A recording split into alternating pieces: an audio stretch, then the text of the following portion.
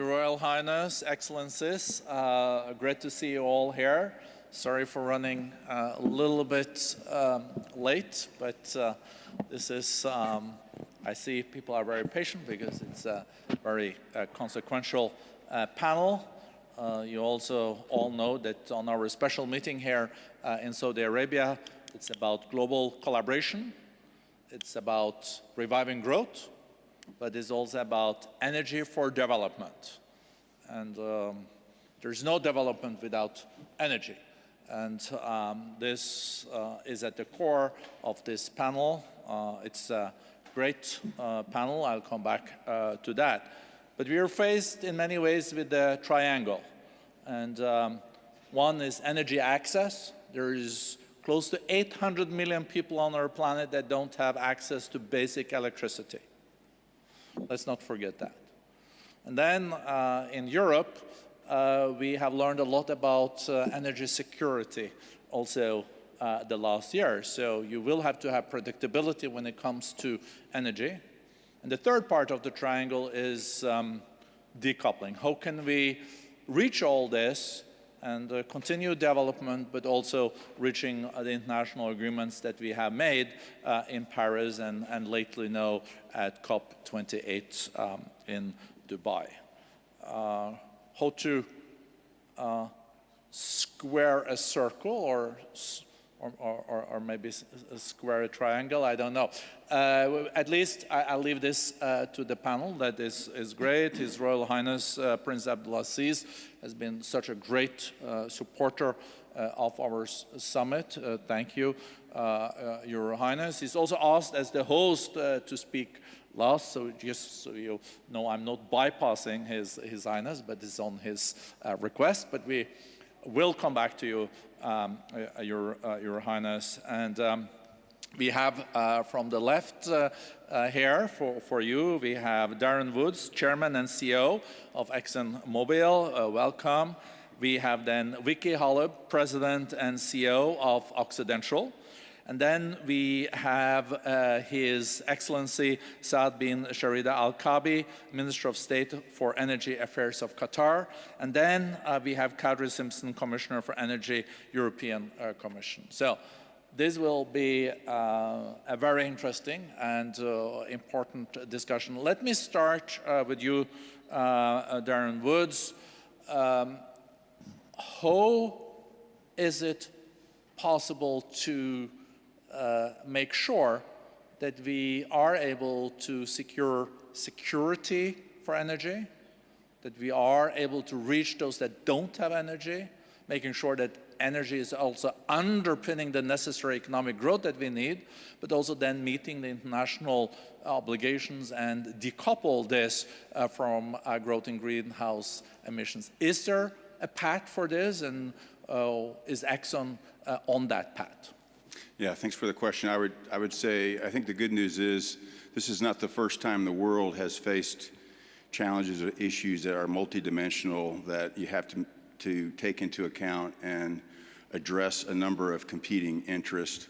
I think it is unique in that we are attempting to do it at a scale that in the past has never been attempted, and we're attempting to do it in an area that is so critically important to people's lifestyles, their prosperity, and the importance of it to economic growth. So that makes it particularly challenging. But I would say, you know, we have approached this in the past, society has. Different countries have approached this as a one-dimensional problem that has frankly been translated from reducing emissions to reducing oil and gas. And I think we've gotten very fixated on a very narrow solution set and put in policies around the world to try to address that very narrow solution set, and we're beginning to see the consequences of that. And so my view is we need to step back and focus, one, on the problem statement, which is emissions, and then start thinking at a very global level, how do you address reductions in emissions? And the good news is we have done things like this in the past across the globe.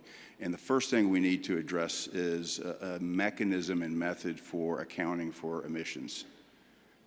We today, the world, no country has a mechanism in place to actually account for carbon emissions.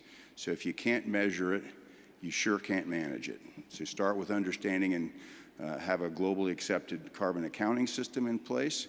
And once you have a carbon accounting system in place, you can begin to put policy in place to address the carbon emissions associated with any product that society makes through carbon intensity specifications. The beauty of that is you don't have to have the answer. You're not focusing on a way of getting to an answer, but instead you're focused on the outcome that you're after. And you let the markets, academia, technology, businesses, governments focus on how best to achieve the outcome. That unleashes the power of capital markets and focuses on an objective and doesn't require policymakers to try to come up with an answer on their own, but instead focus on delivering a solution. And this, fortunately, is how we've managed many other parameters that we've tried to control with different products. So think of lead in gasoline, think of sulfur emissions and diesel. There's a number of examples around the world and around a lot of different products that we've already managed to make improvements through a more rational, objective process. Thank you. Thank you very much. I want to move to Kadri Simpson, Commissioner for Energy of the EU. EU has been through quite a transformation. 40% of the natural gas that was consumed came from Russia. From one day to another, most of that gas was gone. You pivoted into LNG, both from Qatar, the US, but you also started a process of rolling out then renewables. Listening then to Mr. Woods, but also your experience now, where do you see the energy future of the European Union and still staying competitive? Thank you for your question, and good afternoon, everybody, and thank you for your kind invitation. It's a pleasure to attend today's special meeting.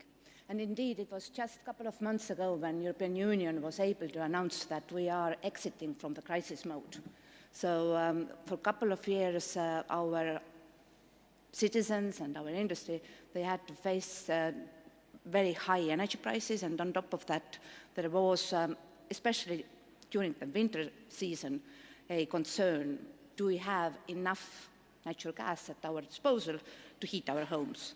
And now, 2 years since Russia started to manipulate our gas market, we can say that our underground gas storages are sufficiently full and prices are down to pre-war level.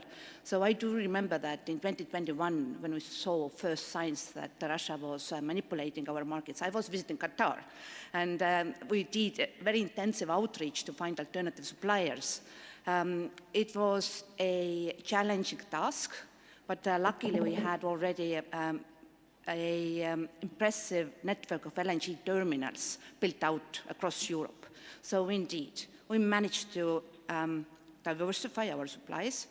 And saying that, it was a surprise for many member states that one dominant supplier can cut you out like this, because pipeline gas interconnections, they were built during Soviet era.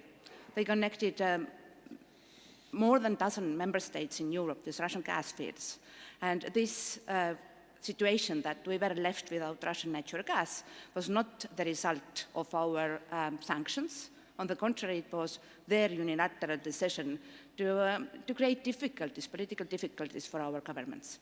But then, of course, like we already found out in 2021, it was impossible to replace 155 billion cubic meters overnight with LNG. No LNG producer was able to increase their production in such a short notice.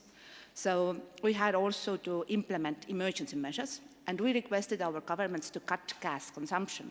They did so. They cut their gas consumption across the board by 18%. How was it possible? So 1/3 of our gas consumption is due to the fact that we heat our homes. So that we had to continue. We were not able to announce that people will freeze. Another 30% goes to power generation, and there we made a difference. We brought online very fast renewables. past 2 years have been record years for renewables. Only last year, we brought online 73 gigawatts of new wind and solar installations that helped us to cut gas significantly. And that brought prices down. And this is a clear signal that our investors, when they had the opportunity to make investment decisions, prioritize renewables. Of course, we have to invest also our taxpayers' money to build up the grid infrastructure. We plan to do so. Just last year, we presented our GRID's action plan.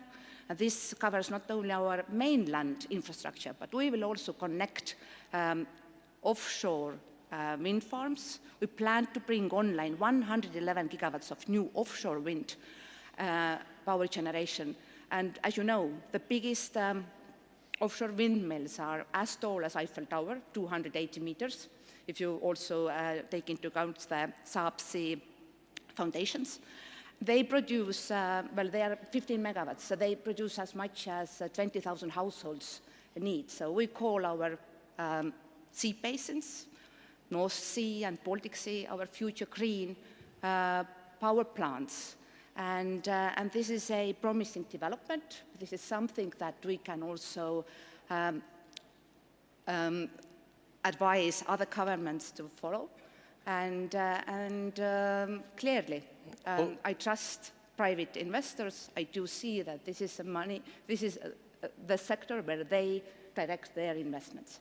What do you say to those in the European saying that LNG and natural gas is not environmentally friendly? Do you say that this is a necessary bridge, or how do you address that? Indeed, for us, natural gas right now plays a very important role for many member states. Natural gas power plants are the ones who help us to cover peak demand when there is not sufficient wind or solar. Of course, we are also privileged to have a vast potential of hydro reservoirs at our disposal, but the most difficult year, summer 2022, we saw that there was a drought in Iberian Peninsula, and this created on top of Russian manipulation, a very difficult situation. Now on gas, we just presented our 2040 targets. European Union will cut CO2 emissions by 90%, and that means that only renewables, well, this clearly will not be sufficient. So we also brought online carbon capture and storage strategy, and also new innovative solutions like SMRs. Some of our member states are very excited to bring online new nuclear, and this is totally accepted. Member states can choose their energy mix, and as you know, the commitment of ours is to become climate neutral. So all the low-carbon technologies that help us to do so are welcomed. What do you say to the European countries that have said that they're not continuing with nuclear in this situation, on top of the situation with the Russian gas? Well, this is mainly triggered by the public acceptance issue, and you will remember that globally there was lots of discussion after Fukushima accident. So my biggest concern is that right now Russian troops are occupying the biggest European nuclear power plant. This is Zaporozhye power plant in Ukraine, and if they will recklessly create some kind of disaster, then public opinion changes for sure.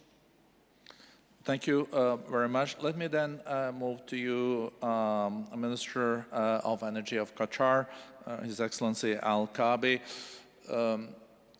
Two questions. One is the global energy demand. If we now see global growth back at 3.2%, there will also be an increased demand for energy. Where do you see that energy coming from?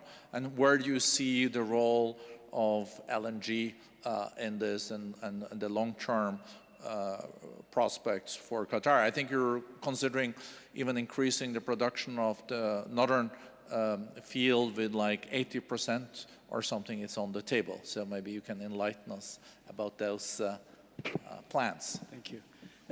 First, I'd like to thank His Royal Highness Prince Abdulaziz for inviting me to attend here, and thank you and the forum, and thank everybody that's attending for attending this distinguished gathering really here.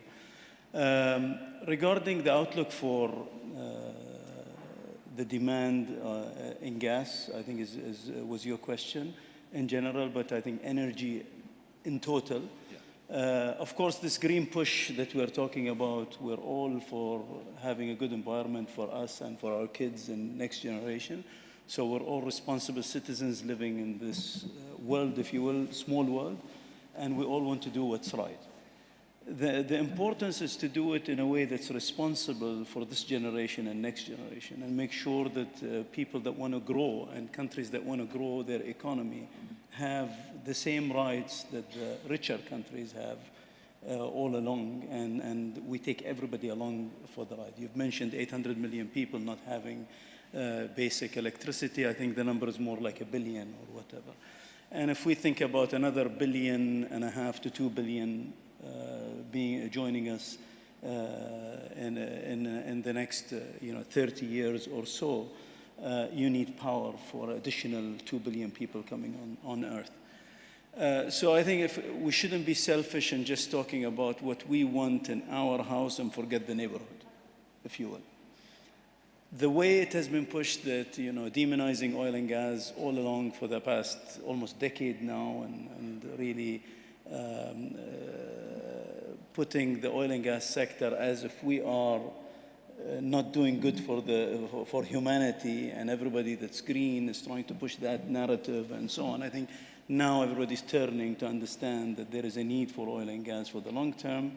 And the people that were saying we need green hydrogen, blue ammonia, green ammonia, whatever, nobody is coming up and saying we can pay the price for that. A lot of governments are talking about green initiatives, but they actually are not paying for it. And ultimately, you have consumers that will be paying for all these green initiatives, and they will not be able to afford it, even in richer countries. The demand, I think, for oil is going to be there for a very long time. You need petrochemicals that wind farms and solar energy cannot produce, so you need petrochemical plants, you need all the refined chemicals and so on that you will need for a very long time. Gas is going to be needed to power all the electricity that's needed for the expansions, urea and ammonia that's used for fertilizers, and as mentioned by my colleague here, for the intermittency of solar and wind. So oil and gas are going to be needed for a very long time. You can debate, when is peak oil, when is peak gas, but that's irrelevant in my view. The important thing is we all do it in a responsible way. And if you look at everybody that's here in the panel, whether it's my colleagues from the American companies, His Royal Highness Aramco here in Saudi Arabia, whether it's in Qatar and around the world, everybody is doing their best in emissions, in methane abatement, in spending billions in carbon capture and sequestration. So everybody's doing it in a very responsible way to make sure that we can develop and have growth for humanity in a way that is very responsible. And I think we're not being given enough credit for doing all that. And as mentioned by Darren, there isn't a real mechanism to have a proper accounting that we all have a benchmark and everybody is really judged on the same basis, if you will. You have different institutions, EIA and whoever just puts out numbers, and most of it is politically driven. Is the elephant in this room the coal? No, coal I think, you see, replacing coal with gas and power cuts your CO2 into half. But also, I think we should be reducing coal in a big way. But also, as we are defending the gas and the oil that's needed for a very long time, you also need to do it in a responsible way for the countries that cannot afford to do it that quickly. So countries need time also to wane off coal.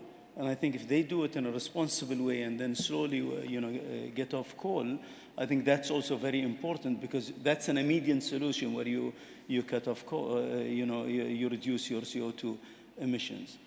But I think the demand is going to be there for a very, very long time and way, way beyond a lot of the projections that people are talking about. Most of the discussion is driven by political drives for elections. But That's the bottom line in my view. If the demand for coal continues, how will we then be able to meet the commitments from COP28 in Dubai? Sorry again? How can we meet the commitments from COP28 in Dubai if coal continues to grow? I think you have seen that coal has been on a record pace. So I think you can't meet it if coal continues in the same pattern. So Darren has asked for a short... Just a clarification. Yeah. The Dubai COP28 talk about unabated coal, the phasing out of unabated coal. So abated coal is virtuous. Thank you for that very important clarification, Your Highness. I'll go then a short response from Darren, and I'll go to Vicky Holub. So, Darren. Well, I just wanted to comment on the elephant in the room, which I think is, it's not coal per se, it's cost. And I think one of the challenges associated with, again, how society's been advancing this is we've taken very small sample sizes and extrapolated to very large problem sets.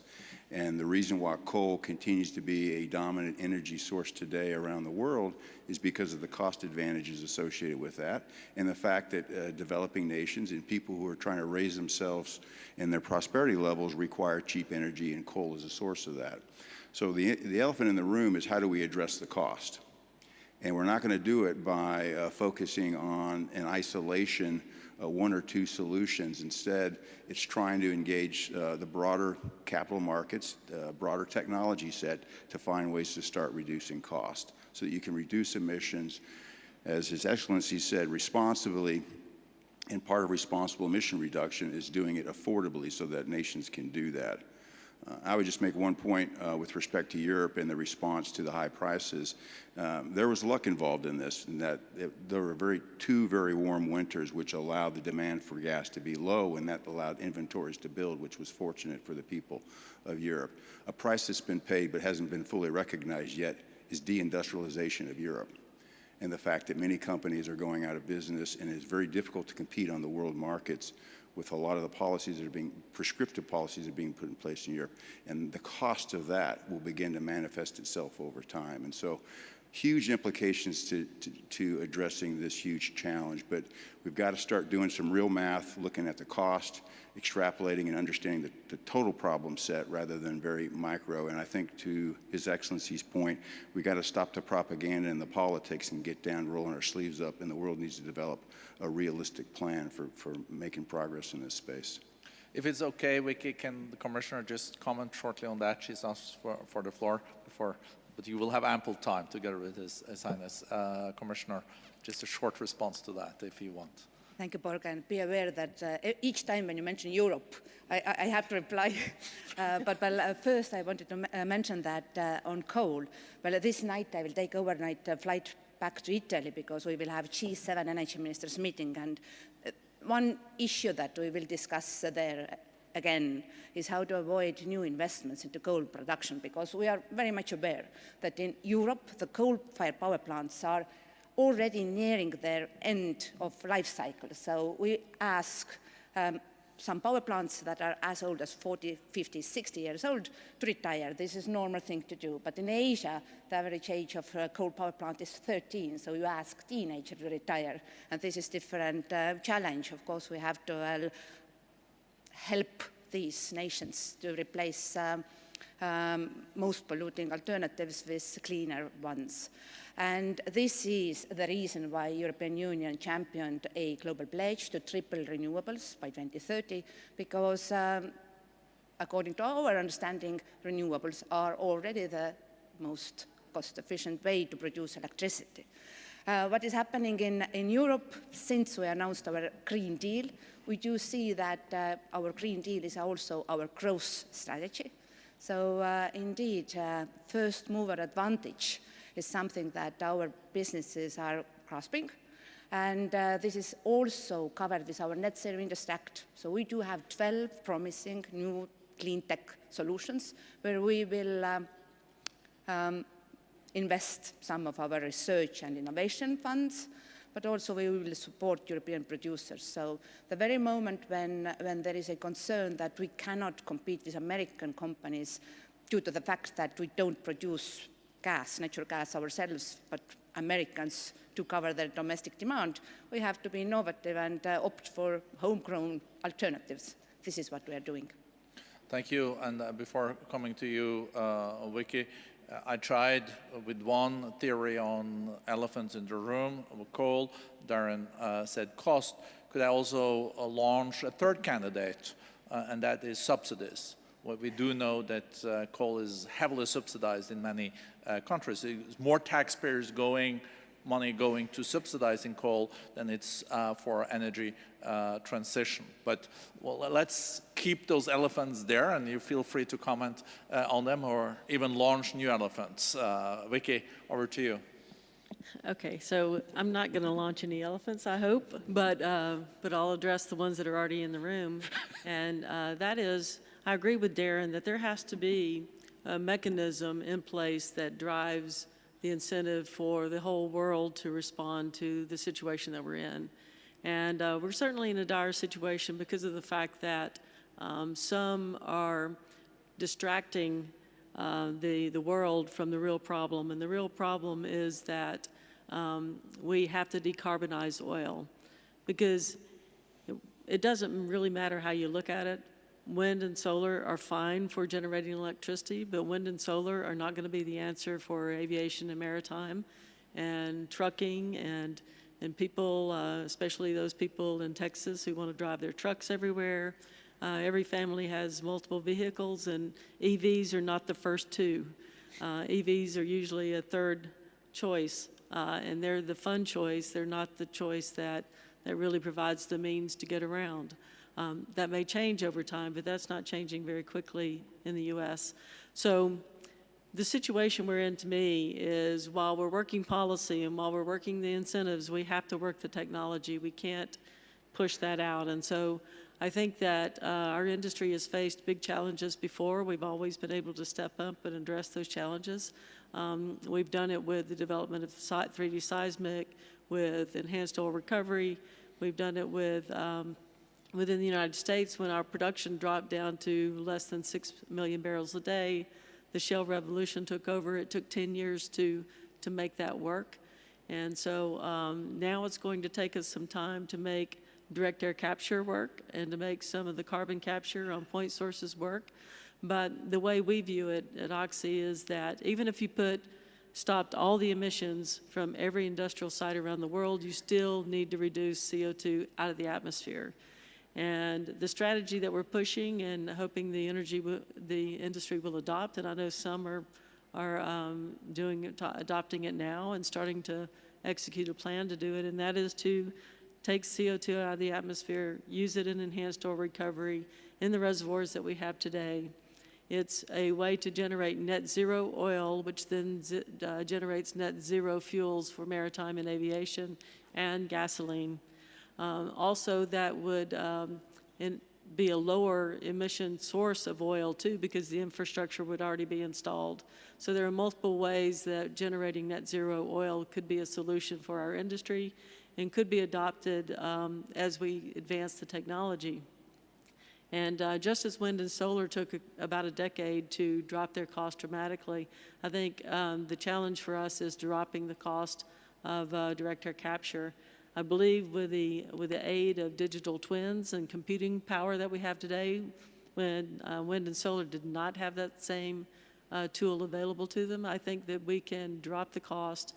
We're building a facility that will extract 500,000 tons of CO2 out of the atmosphere in the Permian in the United States. And we're already, before we even start the third and fourth train, we're already seeing a improvement in technology. We're seeing that AI is also a help to make that happen. So I believe direct air capture has to work. There's also a revolutionary technology to generate electrical power, and it's called in the United States net power. It's something that combusts hydrocarbon gases with oxygen instead of air, so there are no volatile organic emissions, and it captures the CO2 in fresh water as a part of the chemical reaction. So instead of a user of water, it's a provider of water. And the CO2 drives the turbine to create the electricity and then captures off the side a stream of CO2 that can then be used in enhanced oil recovery.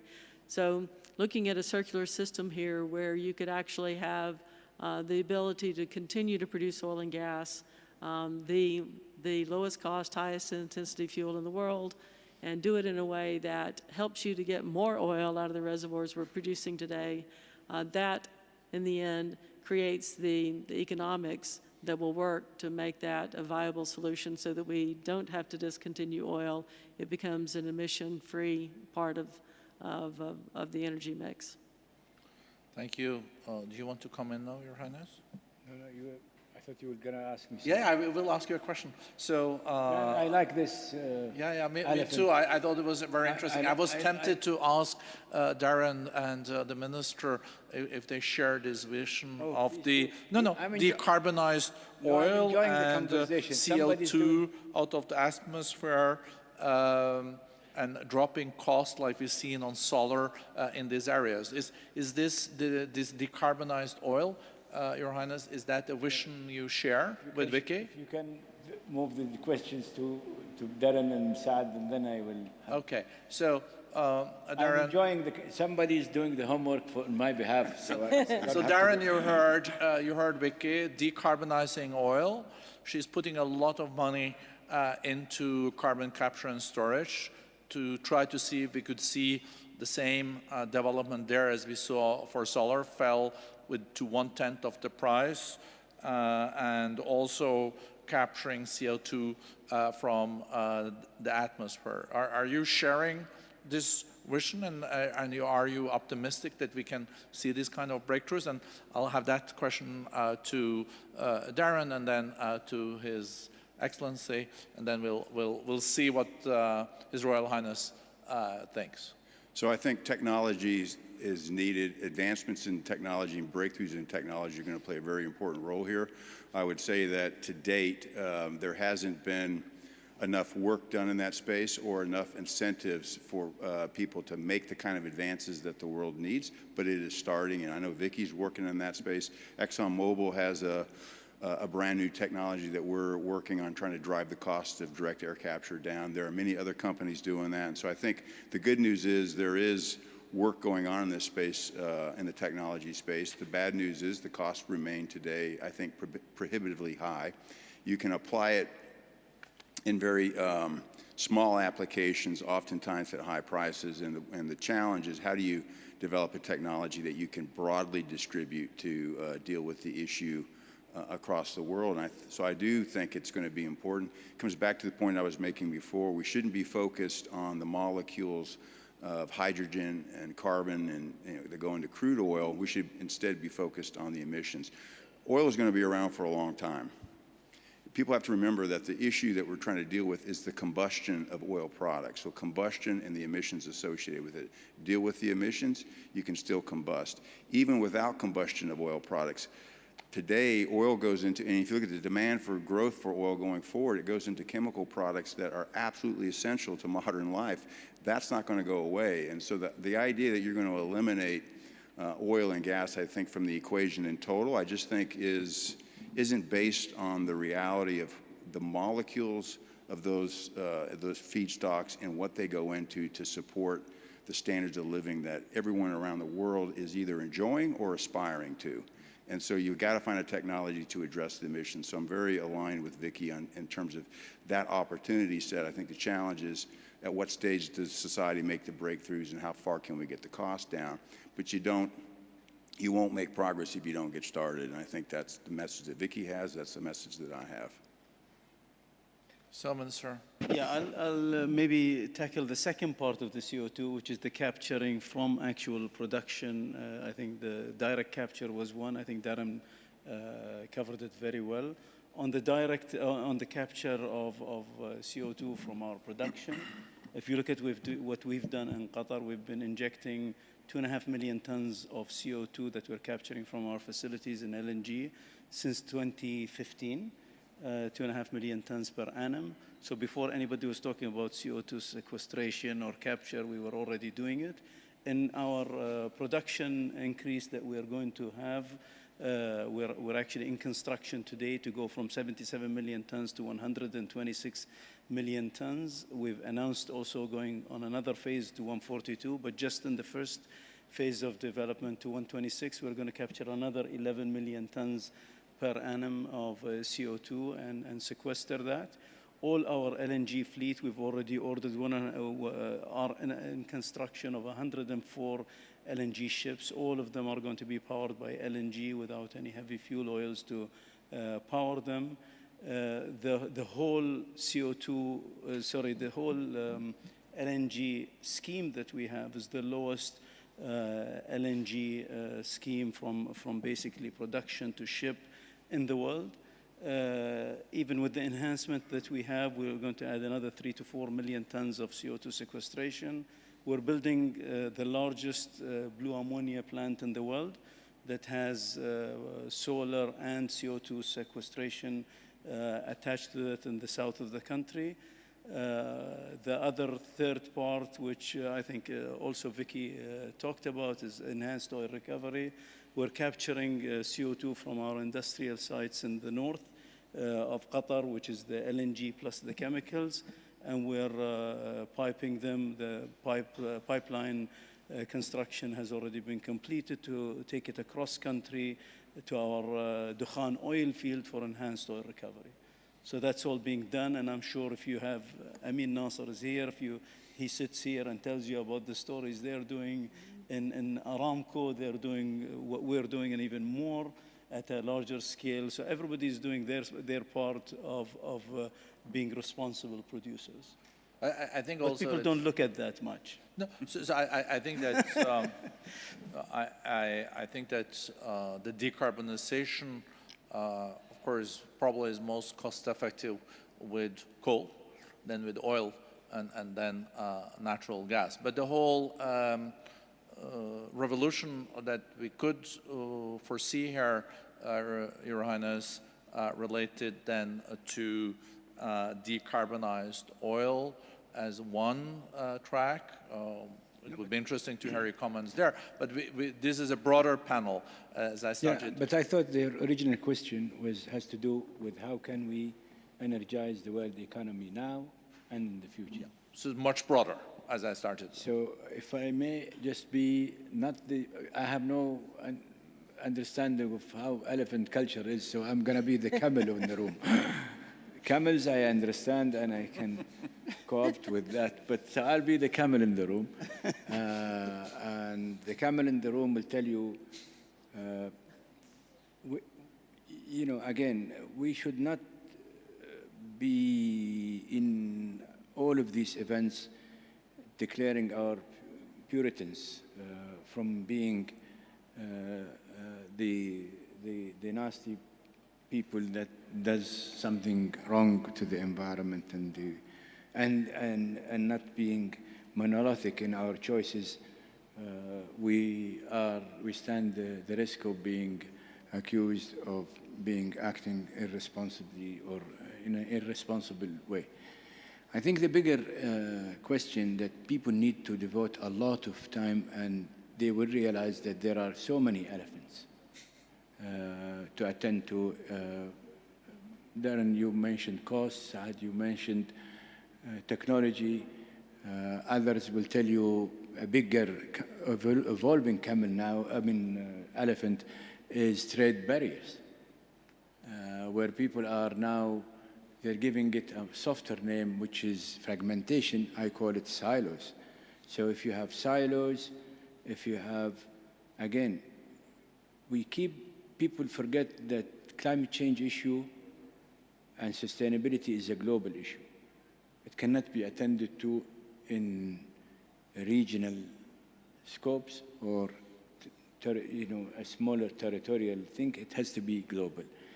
To make it global, I think we have to be conscious of the fact that we here in this room and many others here in the room have choices that at least 60–70% of the world population do not have that choice.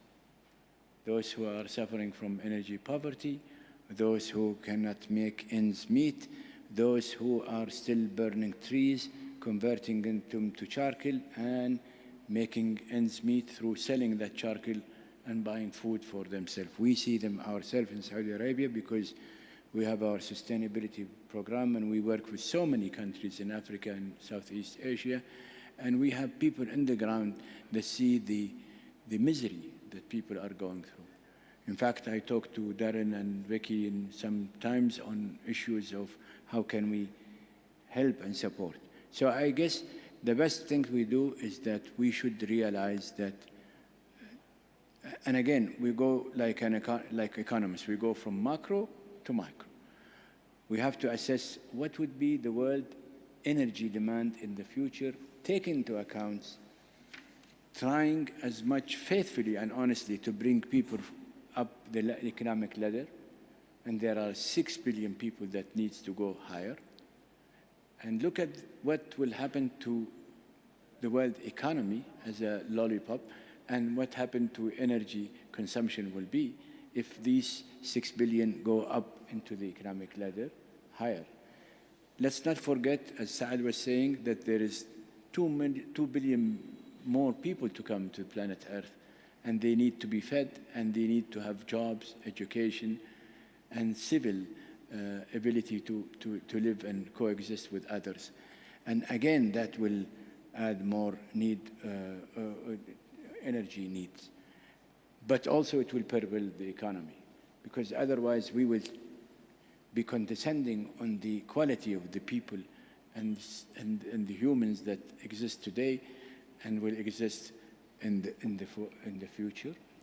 More important also, we should be cognizant of the fact that technologies are evolving, and there will be lots of centers that seek, we talk about AI, we talk about all of these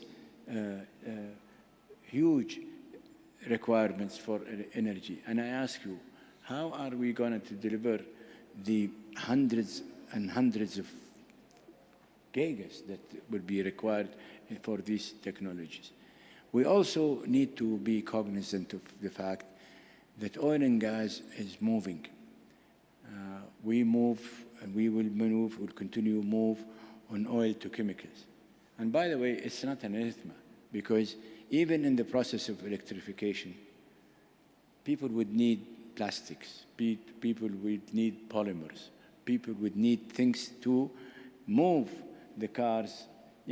The car is a car, be it ICE or electrified or whatever form of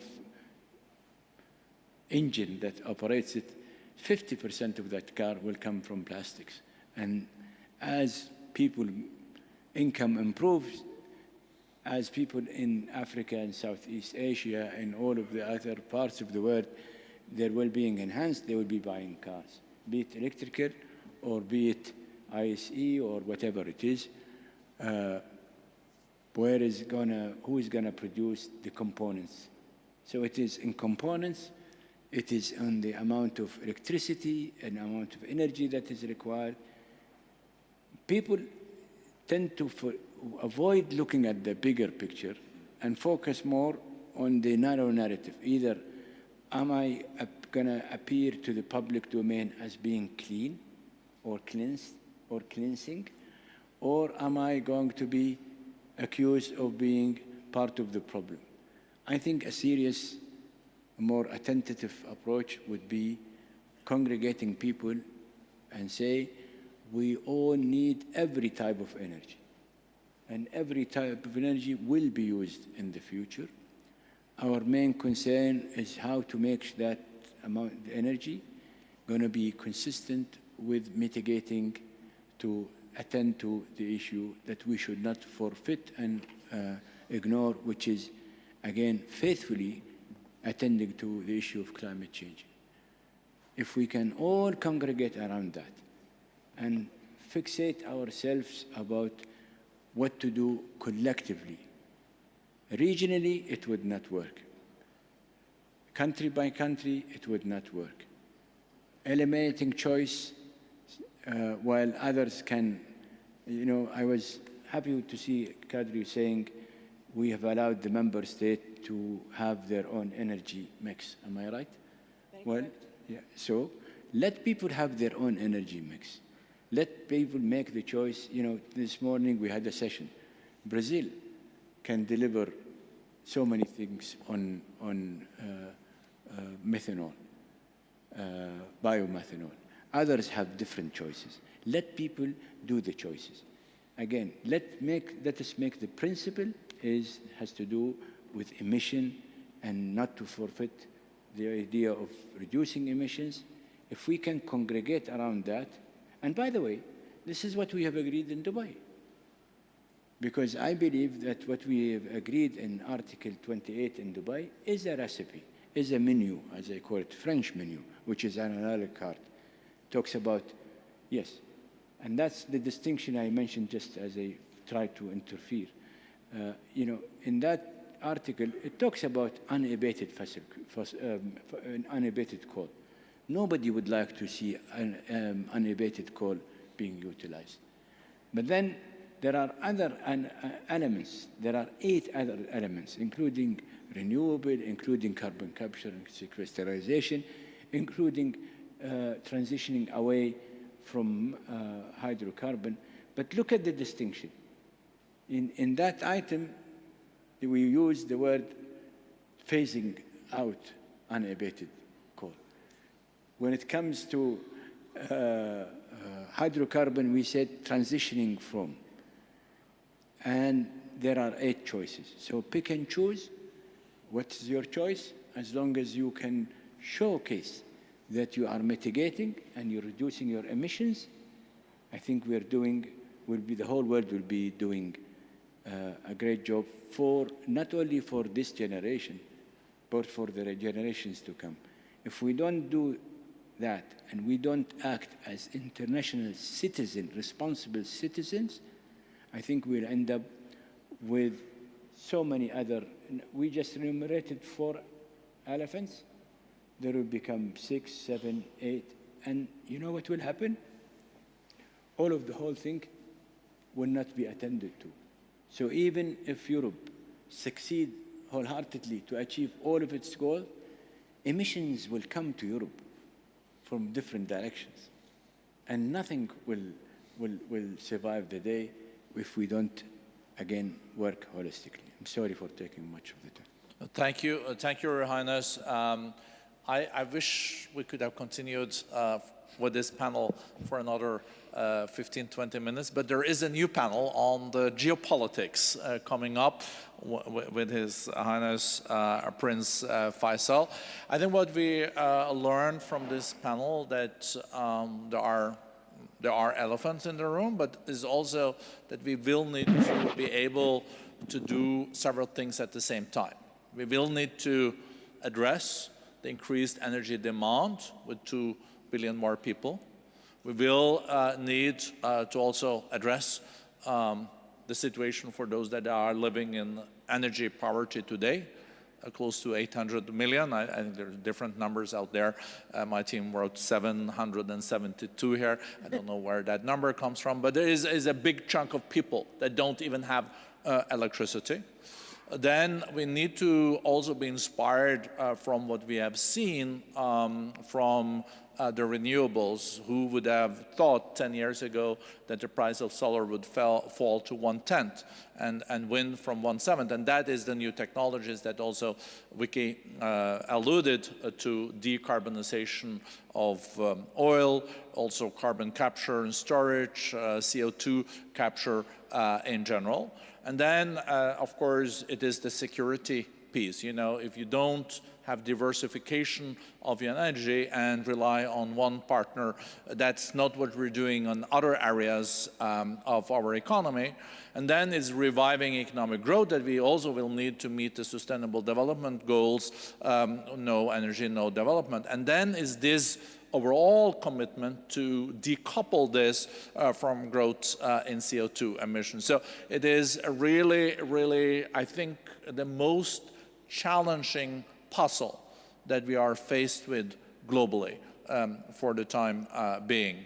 And of course, there are ways of then measuring better. There are ways of putting a price on also what you want more of and what you want less of. And then His Highness's point about unabated coal, that's critical. And if you want more unabated coal, I guess you should not subsidize what is not unabated coal. So these are some reflections from myself at the end. I hope I didn't then start a new discussion by this, but I feel very privileged to have such a great panel here about and also dealing with one of the most complex issues of our time. So big thank you to the panel. Thank you very much. And it's a good sign, you know, not all panels you want to continue, but I think for this one, we would have liked to continue a little bit longer, but c'est la vie. Thank you, shukran. But you see, we are very civilized with our friends from the EU, contrary to the media. Thank you.